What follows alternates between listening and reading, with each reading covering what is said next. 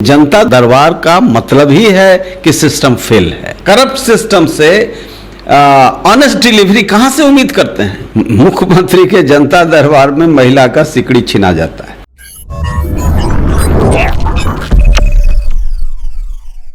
नमस्कार, आप देख रहे हैं ब्रेकिंग बिहार। अभी हमारे साथ हैं जहानाबाद के पूर्व सांसद डॉक्टर अरुण कुमार। आइए इनसे बात करते हैं। अभी जो देश में, बिहार में एक जो बहस छिड़ी है जनसंख्या नियंत्रण कानून को लेकर, डॉक्टर अरुण कुमार से जानने की कोशिश करते हैं कि क्या ये लागू होना चाहिए या नहीं होना चाहिए।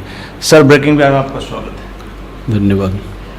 सर, भारत में जिस हिसाब से जनसंख्या बढ़ रही है, पहले से ही इतने ज़्यादा लोग हैं, क्या आपको नहीं लगता है कि एक ऐसी नीति, एक ऐसा कानून लाना चाहिए जिससे कि जनसंख्या पर नियंत्रण पाया जा सके? देखिए, जनसंख्या एक बड़ी समस्या बन गई है और हमारा देश 1947 में आज़ाद हुआ। 40 करोड़ की आबादी लगभग थी और 1949 में चीन आज़ाद हुआ, उसकी आबादी भी इसी के आसपास थी। हमसे 2 साल बाद आज़ाद हुआ है चीन। लेकिन महसूस किया चीन की सत्ता ने, चीन की आवाम ने, चीन के नेताओं ने कि देश का जो प्राकृतिक रिसोर्सेस है उसका लिमिट है, उस लिमिट के बियॉन्ड कोई भी विज्ञान कुछ नहीं कर पाएगा और उसका अति शोषण रिबाउंस करेगा। यानी प्रकृति अपने प्रकोप से मानव जाति को ही परेशान करेगा। उसको बैलेंस करना चाहिए। तो जनसंख्या नियंत्रण कानून उसने पूरे देश में लागू किया। हमारे के यहाँ वोट के कारण यह कानून लागू नहीं हो रहा है। अभी भी जो चर्चा चल रही है इसमें वोट ही रणनीति में है। हिंदू मुल्ला ये कहेंगे कि जनसंख्या बढ़ाओ और मुसलमान के मुल्ला भी वही कहेंगे कि जनसंख्या बढ़ाओ, हिंदुओं को खत्म कर देंगे, न्यूट्रलाइज कर देंगे। तो ये जो मुल्लाओं का खेल है, इसमें उनके चश्मे से न यहाँ की गरीबी, न भूखमरी, न लाचारी, न बेबसी, न स्वास्थ्य, न शिक्षा, कुछ नहीं है। वोट है। लेकिन यदि सरकार सचमुच देश को उन्नति के रास्ते पर आगे ले जाना चाहता है तो आर्थिक, सामाजिक दृष्टि से जरूरत है इस राष्ट्र को एक नियंत्रित आबादी का। नियंत्रित आबादी यदि रहेगी तो हम कुछ प्लान कर सकेंगे। हम 40 करोड़ का प्लान करते हैं तब तक 80 करोड़ आबादी हो जाती है। 80 करोड़ का प्लान करते हैं तो 140 करोड़ आबादी हो जाती है। सारा प्लान धरा का धरा रह जाता है। आज इतने फ्लाईओवर पटना में बने हैं, इधर 2-4 साल, दिल्ली में 15 साल पहले, लेकिन फ्लाईओवर पर भी रस हो रहा है। हमारे पास निकलने का रास्ता नहीं है। हम पटना से निकलते हैं 5-5 घंटे में, 4-4 घंटे में, ऐसी नौबत आ जाती है। जबकि पहले के हिसाब से देखा जाए तो सड़कों का जाल बिछा है। केंद्र सरकार ने काफी काम किया है इस दिशा में। 4 लेन, 6 लेन, सब लेन, बस सब लेन के बाद भी आबादी जो है उसको ग्रस ले रहा है। तो निश्चित तौर से आज जाति और धर्म को हिसाब में न रखते हुए देश हित में एक तरह का कानून पूरे देश में लाना चाहिए। ये नहीं कि उत्तर प्रदेश में कुछ, बिहार में कुछ, मध्य प्रदेश में कुछ, पूरा देश एक है। इस सवाल पर देश के संसद में चर्चा करके इसको लागू करना चाहिए। ये अन्य जो सवाल हैं उससे ज़्यादा ज्वलंत सवाल है देश के लिए, और सबके लिए है, हिंदू के लिए भी, मुसलमान के लिए भी, नौजवान के लिए भी, बूढ़े। हाँ, ये उसके लिए समस्या नहीं है जो खरबपति है, उसके यहाँ तो 1 से 2 बच्चा होगा ही, वो कानून बनाइए या ना बनाइए। लेकिन सर एनडीए गवर्नमेंट का ये था, वो जो जनता से जो वादा भी किए थे कि सरकार में आएंगे तो हम इस नीति को लाएंगे, लेकिन आप देख रहे हैं कि यहाँ एनडीए में ही अलग अलग मतभेद है, अलग अलग लोगों का विचार है। तो इसको आप क्या कहेंगे सर? देखिए, ये विचार सिर्फ इसी बात के लिए है, वोट के लिए। उनके दिमाग में गरीबी नहीं है, उनके दिमाग में बिहार का विकास नहीं है, देश का विकास नहीं है, जो ऐसा सिर्फ अपना विकास वो तो भोग ही रहे हैं, वो तो दरबार लगा रहे हैं, वो तो राजा हैं। सर इसी कड़ी में मुख्यमंत्री जी का भी बयान आया है कि इस पर कानून की जगह जागरूकता से, जन जागरूकता से इसको नियंत्रण में पाया जा सकता है। अगर सर जन जागरूकता से ही पाया जा सकता है तो यहाँ पर शराब से लेके बहुत सारी ऐसी बातें हैं जिसके लिए कानून आपको क्यों बनाना पड़ा? देखिए, जन जागरूकता तो जब इनको करना चाहिए था तो ये पंचायत में भी, गांधी जी के आश्रम में भी दारू बिकवाए, हर पंचायत शराब की दुकान खुलवा दिए। एक फाइन मॉर्निंग इनको ये स्वप्न हुआ 4 बजे भोर में कि हमको गांधी बन जाना है, तो कानून बना दिया। कानून तो बन गया, लेकिन इनकी मशीनरी नहीं है जो वर्क करे। लेकिन उससे इनका असफल हुआ शराब कानून, बालू कानून। बालू रोकते हैं तो और ज़्यादा फैल जा रहा है, इसलिए कि इनका पूरा स्ट्रक्चर करप्ट हो गया है।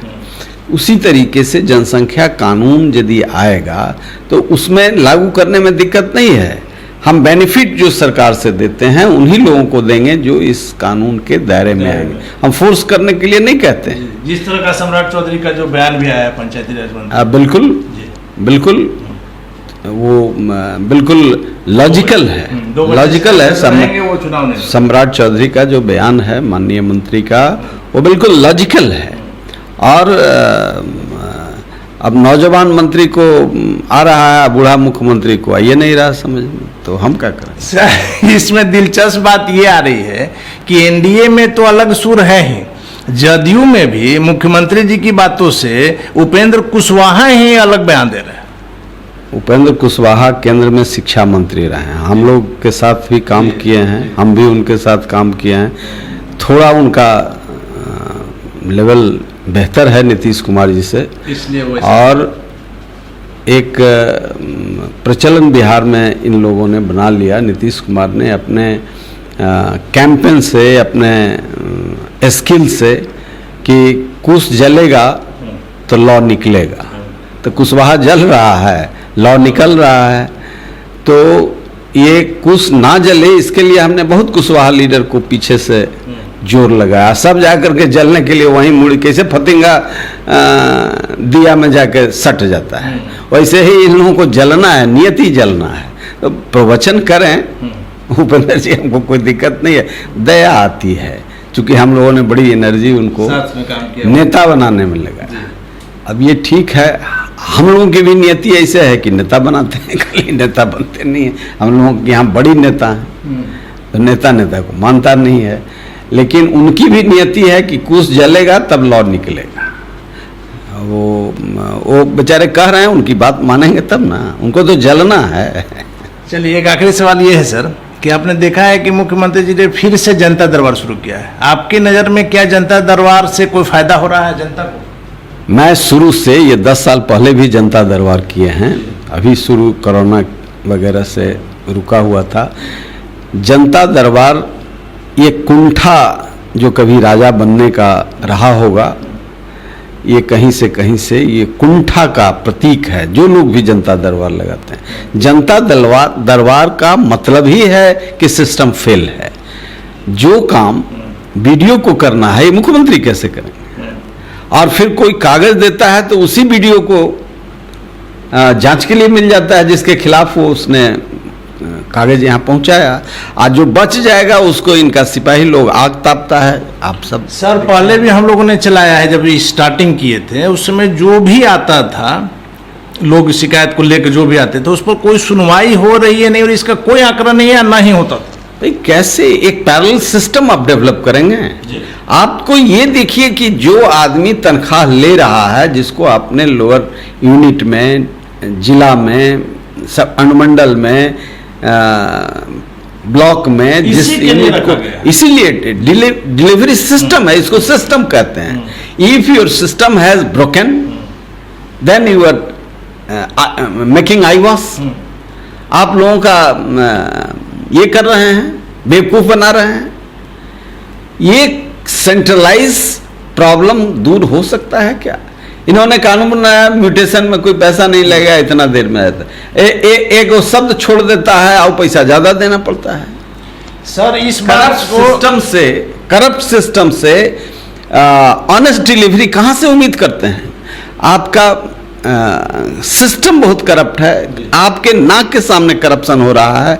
आपके यहाँ पोस्टिंग, आपके यहाँ बहाली पैसे से हो रहा है। एक टैक्स, जजिया टैक्स लिया जाता है, वैसे ही एक टैक्स लिया जाता है। अब तो वो लोग भी मंत्री बन गए। हालांकि उनको भी बधाई देने के लिए हमने फ़ोन किया था, बधाई फ़ोन पर नहीं आया तो नहीं दे सके, लेकिन हम बधाई इसलिए दे रहे थे कि वो टैक्स से मुक्ति मिलेगी कहीं नहीं तत्काल बिहार को। सर इस बात से आप इत्तेफाक रखते हैं कि जनता दरबार की भीड़ इस चीज को दर्शा रही है कि जिला स्तर पर, ब्लॉक स्तर पर लोगों का काम नहीं हो रहा? बिल्कुल बिल्कुल, वो हताशा निराशा में यहाँ आते हैं, यहाँ सिकड़ी गंवा के चले जाते हैं। मुख्यमंत्री के जनता दरबार में महिला का सिकड़ी छिना जाता है। बाहर क्या होगा ये समझ सकते हैं। How the broken system of law and order is. मुख्यमंत्री के दरबार में सिकड़ी छिना जा रहा है। मत दिखाइए, हल्ला हो रहा। धन्यवाद सर। तो ये थे हमारे साथ पूर्व सांसद डॉक्टर अरुण कुमार। इनकी बातों को आपने सुना। सारा चीज जो है, जनता दरबार हो या जनसंख्या नियंत्रण कानून हो, इसका क्या सही में अर्थ है, इन बातों से लोगों को मतलब नहीं है। अपनी अपनी राजनीतिक रोटी सेकने में सारे लोग लगे हो। खबरों का सिलसिला जारी है, आप बने रहें ब्रेकिंग बिहार के साथ।